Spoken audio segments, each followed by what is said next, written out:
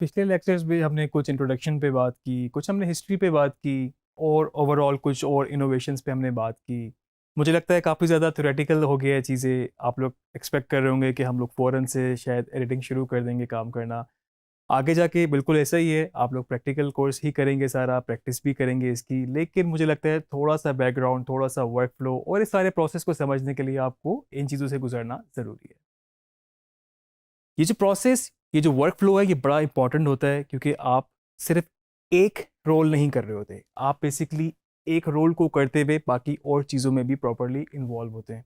अब ऐसा हो नहीं सकता कि आप एज एन एडिटर काम कर रहे हैं तो आपको पता ही ना हो कि ये शॉट कौन सा होता है, क्योंकि कैमरामैन ने जब उसको शूट करना है, जब उसको फिल्म करना है, आपके पास जब डाटा आएगा और आप जब इसको एडिट कर रहे होंगे तो वो एक प्रॉपर टर्मिनोलॉजीज में बात हो रही होगी कि आपको मीडियम शॉट चाहिए, आपको पैन चाहिए, आपको टिल्ट चाहिए। तो आपको वो फिर टर्मिनोलॉजी समझना भी ज़रूरी हो जाता है आपके लिए। अभी हम बात करते हैं प्रोसेस की, वर्क फ्लो की। तो बेसिकली हमारे पास इस वक्त ओवरऑल अगर मैं फिल्म मेकिंग की बात करूं तो हमारे पास कोई 5 मेन चीज़ें हैं, जिसमें सबसे पहला हमारे पास जो प्रोसेस या जो हमारा फेज़ है वो डेवलपमेंट फेज़ है।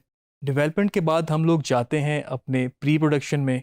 प्री प्रोडक्शन के बाद हम लोग आते हैं अपने प्रोडक्शन में। फिर हम पोस्ट प्रोडक्शन और उसके बाद फिर डिलीवर और डिस्ट्रीब्यूशन में। तो ये जो पांचों चीज़ें हैं, थोड़ा सा मैं इनको मज़ीद एलेबोरेट कर देता हूँ आपके लिए। सबसे पहले आप जब आते हैं डेवलपमेंट फेज़ में तो उस वक्त आपके पास जो भी प्रोजेक्ट होता है जस्ट एक आइडिया है। आपने किस तरीके से उसको एग्जीक्यूट करना है, क्या क्या रिसोर्सेज चाहिए होंगे, तो आपके पास इस वक्त दिमाग में आइडिया है। आप उसको थोड़ा सा उस पर काम शुरू कर देते हैं। जितना बड़ा वो प्रोजेक्ट होगा उसके लिए बजट्स इन्वॉल्व होंगे, आपको पार्टनरशिप चाहिए होंगी, आप लोग मे भी दोस्तों के साथ मिलके बना रहे हैं, मतलब या कमर्शियली बना रहे हैं, तो आपको वो सारी चीज़ों पे थोड़ा सा सोचना शुरू कर देते हैं। आप टॉपिक डिसाइड कर लेते हैं कि आपका मेन टॉपिक क्या होगा, किस तरीके से आप उसको एग्जीक्यूट करेंगे। इसके बाद फेज में हम चले जाते हैं प्री प्रोडक्शन में। प्री प्रोडक्शन और डेवलपमेंट फेज काफ़ी मिलते जुलते हैं, लेकिन प्री प्रोडक्शन ऐसा फेज है जहां पर आपके पास चीज़ें ऑन पेपर आना शुरू हो जाती हैं। जो आपने सोचा, मे बी आपने सिर्फ 2 लाइनों में सोचा था कि मैं एक फिल्म बनाऊंगा जिसका टॉपिक ये होगा और जिसका मैसेज मेरा ये होगा। लेकिन जब आप ऑन पेपर्स गए हैं तो आप फर्दर उस पर काम करना शुरू हो जाएंगे कि उसको आपने जब एग्जीक्यूट करना है, जिस तरह आपने उसको फिल्म करना है, तो वो किस तरीके से पॉसिबल होगा। ऑन पेपर पे आप अपनी कास्ट को, अपने इक्विपमेंट को, क्रू मेंबर्स को, आप अपने शूटिंग डेट्स को, आपने कहीं पर रैकी करनी है, आप जाके लोकेशंस को स्काउट करेंगे, आप वेदर को समझेंगे, आपने कहीं ट्रैवल करना है, लॉजिस्टिक देखेंगे।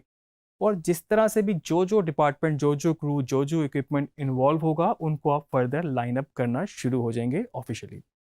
इसके बाद अगर मैं आपसे बात करूं तो आप प्री प्रोडक्शन के बाद जाते हैं अपने प्रोडक्शन फेज में। प्रोडक्शन फेज आपका बड़ा इंपॉर्टेंट फेज, जहां पर आपका मेन एक्शन जो है इस वक्त होता है। आपकी जितनी अच्छी प्री प्रोडक्शन होगी उतना ही अच्छा आपका प्रोडक्शन फेज होगा। फिल्म इन्वायरमेंट में जहाँ पर बहुत सारा क्रू इन्वॉल्व है, जहाँ बहुत सारे रिसोर्सेज इन्वॉल्व हैं, वहाँ पर आपको अपनी प्री प्रोडक्शन इतनी अच्छी रखनी पड़ती है कि आपको प्रोडक्शन में कोई मसला ना आए। और अगर बाय चांस कोई मसला होता भी है तो आपको ये मार्जिन ना हो कि आपको वो दोबारा से फिल्म करना पड़े। मिसाल के तौर पे किसी एक सीन में ही उसको शूट करते हुए कोई चीज़ मसला हो गया, कोई प्रॉप मिसिंग है, कोई कास्ट मेंबर मिस हो गया है, कुछ हो गया है, तो उस सारे सीन को, सारे सीक्वेंस को दोबारा फिल्म करने के लिए आपको फिर से ही क्रू को एंगेज करना, ट्रैवलिंग, लॉजिस्टिक, वो सारी चीज़ें करना कॉस्ट इफेक्टिव भी होता है और उसके अलावा बहुत दफ़ा वैसे भी पॉसिबल नहीं होता।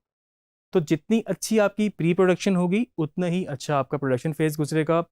नॉर्मली हॉलीवुड मूवीज़ की अगर हम बात करें तो सबसे ज़्यादा प्री प्रोडक्शन का टाइम लगता है और उसके बाद उससे कम टाइम प्रोडक्शन में और फिर उसके बाद पोस्ट प्रोडक्शन में लगता है। प्रोडक्शन आपकी हो गई, शूट आपने कर लिया, फिल्म कर लिया, उसके बाद आप जाते हैं अपने पोस्ट प्रोडक्शन में। पोस्ट प्रोडक्शन हमारा मेन सब्जेक्ट, जिसमें जिसका मेन पार्ट वीडियो एडिटिंग है और साथ में फिर एनिमेशंस भी और वीएफएक्स भी, कलर करेक्शन भी, वो सारी चीज़ें इन्वॉल्व है। तो ये सारी एक चेन बेसिकली बनती जाती है। डेवलपमेंट फेज के बाद प्री प्रोडक्शन जितनी बेहतर होगी, प्रोडक्शन बेहतर होगी। प्रोडक्शन जितनी अच्छी होगी, टू द पॉइंट शूट होगा, अच्छा शूट होगा, क्लैरिटी के साथ शूट होगा, अच्छे लॉग्स बने होंगे, प्रॉपर ऑर्गेनाइज तरीके से बना होगा, उतनी ही आसानी आपको अपने पोस्ट प्रोडक्शन प्रोसेस में होगी। मतलब ये बहुत मुश्किल हो सकता है आपके लिए कि आप फ्रस्ट्रेशन के साथ काम करें, आपको एक शॉट ढूंढने के लिए पूरे डाटा को स्क्रॉल डाउन करना पड़े, उसमें से ढूंढना पड़े, फिर आपको वो एक शॉट मिले। तो उससे बहुत बेहतर होता है कि आप अपने लॉग्स वगैरह मेंटेन रखते हैं और आपको सारा वर्क फ्लो के हिसाब से स्टेप बाय स्टेप चीज़ों का बताए। और आगे लेक्चर्स में हम मज़ीद इसको देखेंगे भी किस तरीके से हम किन स्टेजेस के साथ हम एडिटिंग करते हैं। पोस्ट प्रोडक्शन सिर्फ वीडियो एडिटिंग का नाम नहीं है। वीडियो एडिटिंग पोस्ट प्रोडक्शन का एक हिस्सा ज़रूर है और बड़ा मेजर हिस्सा है। इवन कि वीडियो एडिटिंग में भी आपके पास rough cut, fine cut, final cut, ये स्टेजेस आपके पास आती हैं।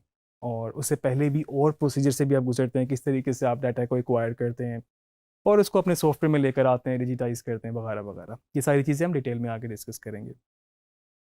इसके साथ साथ आपकी कोई उस पर विजुअल इफ़ेक्ट्स का काम होना है, कोई एनिमेशंस का काम होना है, या कोई साउंड पे काम होना है, क्योंकि साउंड ऐसा डिपार्टमेंट है जो कि ऑन लोकेशन प्रोडक्शन में भी इन्वॉल्व होता है और उसके अलावा आपके पास जो पोस्ट प्रोडक्शन होती है उसमें भी उसका काफ़ी रोल होता है। मिसाल के तौर पे जो बैकग्राउंड म्यूजिक है, स्कोरिंग है, वो पोस्ट प्रोडक्शन में लगती है।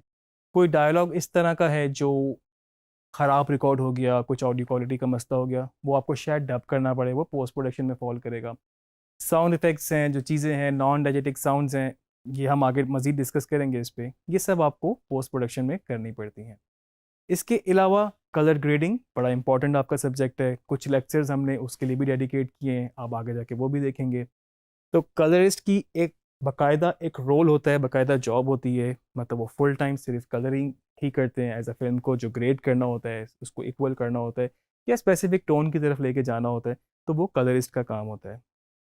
उसके अलावा टेक्स्ट आ रहे हैं, सबटाइटल्स हैं, कैप्शंस हैं, कोई और चीज़ें इन्वॉल्व हैं, कहीं पर लोगो है, कहीं पर नेम बैंड लिखा आ रहा है, वो भी आपका पोस्ट प्रोडक्शन के अंदर होता है। तो जितनी भी इस तरह की चीज़ें हैं, कंपोजिटिंग बहुत इंपॉर्टेंट चीज़, कंपोजिटिंग आपकी इसमें होती है जो कि विजुअल इफेक्ट के साथ रिलेट करती है, तो वो भी आपका बेसिकली पोस्ट प्रोडक्शन के अंदर होता है। पोस्ट प्रोडक्शन के फेज़ के बाद भी एक फ़ेज़ होता है जिसको हम कहते हैं डिलीवर या डिस्ट्रीब्यूशन। क्योंकि अगर आपने एक फ़िल्म बना ली है, आपने उस पर काम कर लिया, आपने उसको प्रोडक्शन फेज़ से गुजार लिया, रिकॉर्ड कर लिया, पोस्ट प्रोडक्शन में आ गई, एडिटिंग हो गई, अब आपने उसको रिलीज़ करना है। उसको रिलीज़ करने से पहले आपको उसको डिफरेंट फॉर्मेट्स में एक्सपोर्ट करना होगा। अगर वो ब्रॉडकास्ट के लिए है, वो डिजिटल के लिए है, या फिर वो सिनेमा के लिए है, उन सब की अपनी अपने फॉर्मेट्स और अपनी अपनी टेक्निकलिटीज़ हो सकती हैं। डिस्ट्रीब्यूशन, किस तरीके से आप उसको रिलीज़ करते हैं, किस तरीके से आप उसको मार्केट करते हैं, वो किस इंडस्ट्री में रिलीज़ हो रही है, किस लेवल पे रिलीज़ हो रही है, कहाँ कहाँ पर उसके प्रमोशंस हुई हैं, किस तरीके से आप उसको प्रमोट कर रहे हैं, और उसके लिए बाकायदा फॉर्मल प्रोसीजर होते हैं कि किस तरीके से आपको उसको डिस्ट्रीब्यूट करना होता है। तो ये आपका एक फाइनल स्टेज यहाँ पर डिस्ट्रीब्यूशन की होती है।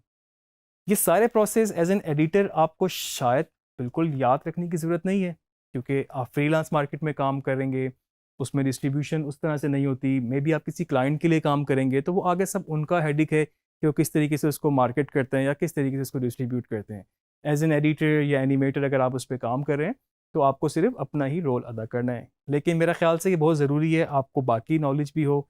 अगर आप अपने इंडिपेंडेंटली काम करते हैं, कुछ आप यूट्यूब पे करते हैं, कुछ एज एन कंटेंट क्रिएट करते हैं, या फिर वीलॉग्स भी बनाते हैं, तो उसकी डिस्ट्रीब्यूशन भी बेसिकली एक काम है, बेशक वो डिजिटल मीडियम्स पर है। तो उसके लिए आपको इन सारे प्रोसीजर को समझना बहुत ज़रूरी है। मुझे उम्मीद है ये लेक्चर आपके लिए काफ़ी फ़ायदेमंद होगा और हमने बहुत ज़्यादा थ्योरेटिकल, कुछ बैकग्राउंड्स के ऊपर, कुछ हिस्ट्री के ऊपर बात कर ली। हम अगले लेक्चर में कोशिश करेंगे कि आपको थोड़ा सा प्रैक्टिकली चीज़ों के बारे में बताना शुरू करें और उसके बाद फिर हम आपको प्रैक्टिस भी कराएं इन चीज़ों की।